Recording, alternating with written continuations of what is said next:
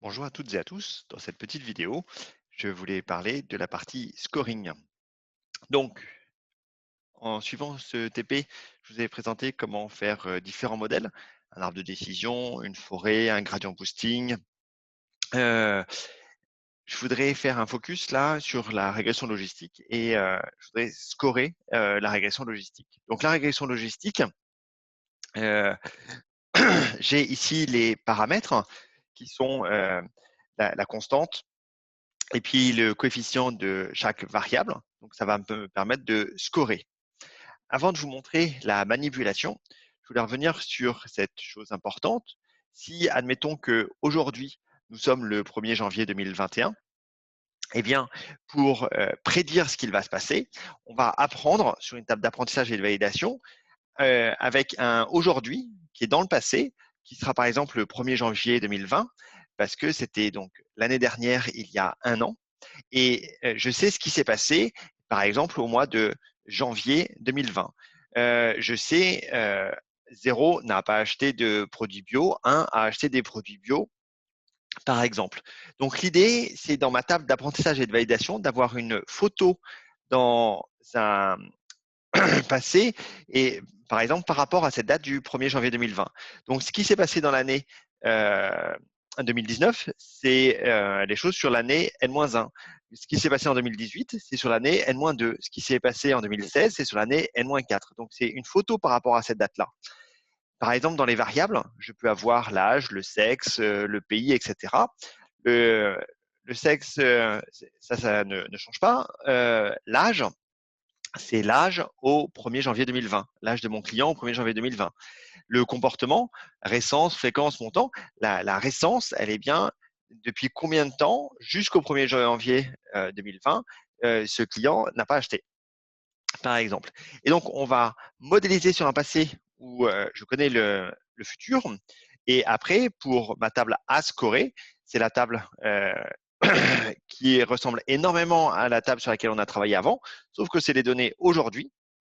Et donc, aujourd'hui, il y a plein de petites différences. C'est que tout n'est plus par rapport au 1er janvier 2020, mais par rapport au 1er janvier 2021. Et donc, on va appliquer notre modèle qui a appris sur un passé où on connaît le futur, sur aujourd'hui pour prédire le futur. C'est ce qu'on va essayer de faire. Donc, d'un point de vue manipulation, eh bien, ici, j'avais ma régression logistique. Et donc, je peux exporter le code. Donc là, je vais exporter le modèle. Je peux aussi exporter un REST API, par exemple. Je fais CTRL-A, CTRL-C pour copier ce code, annuler. Et là, je suis dans l'interface SaaS Visual Analytics. J'ai le petit hamburger, les trois petits traits qui sont ici. Et maintenant, je vais aller dans développer le code SaaS. Donc, développer le code SaaS, eh bien, j'arrive dans l'interface qui s'appelle SaaS Studio. Donc, l'idée sur ce cours-là, c'est pas de voir comment vraiment programmer en SAS, c'est juste de voir comment appliquer mon modèle. Et j'espère que pour certains, ça sera un petit peu plus clair comme ça. Nouveau programme. Et bien, ici, je fais CTRL-V. Voilà. CTRL-Z, je l'ai fait 2 fois.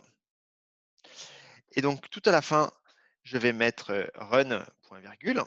Et tout début du code, eh bien, ça, c'est un code SAS que je peux mettre dans une étape data SAS. Donc, je vais lui mettre data. Ma table, je vais l'appeler ma table scorée. Prends-moi la table d'une data qui s'appelle Big Organics et applique ce modèle. Donc, dans sa studio, j'ai les snippets. Actuellement, il n'y avait pas les différentes bibliothèques et j'ai pris le snippet, l'extrait de code qui permet de générer des bibliothèques, donc toutes les bibliothèques de mon serveur CAS. Et donc, dans toutes ces bibliothèques, quand vous avez le petit logo simple, c'est une bibliothèque classique et les données sont sur le disque. Quand vous avez ce nuage avec une étoile, ça veut dire que les données sont chargées dans la RAM en bloc, parfois réparties sur plusieurs serveurs.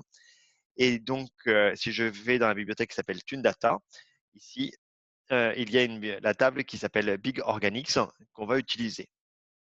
Donc, ce programme-là, il dit, prends-moi la table qui s'appelle TuneData, Big Organics, et applique mon modèle. Donc, en fait, dans ce code-là, c'est pour l'âge, affecte-lui telle valeur. Si le sexe est féminin, affecte-lui telle valeur. Si le sexe est masculin, affecte-lui telle valeur, etc.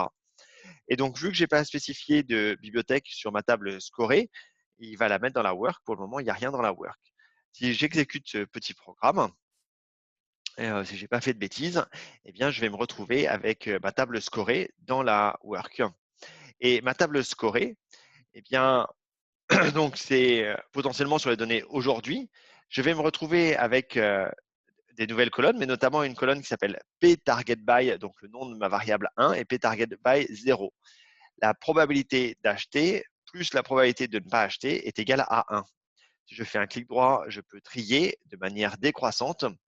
Et donc là, je peux avoir depuis le client ayant la probabilité la plus forte d'acheter des produits bio et c'est trié jusqu'à celui qui a la probabilité la plus faible d'acheter des produits bio. Puis après, je peux récupérer les identifiants de tous ces clients pour savoir qui on va cibler en priorité. Donc, ceux qui ont la priorité la plus forte, c'est ceux qui vont recevoir en priorité une proposition, donc mon flyer en l'occurrence ici, pour acheter des produits bio pour prioriser. Et ça, je vais vous le présenter dans une autre vidéo. Merci pour votre attention.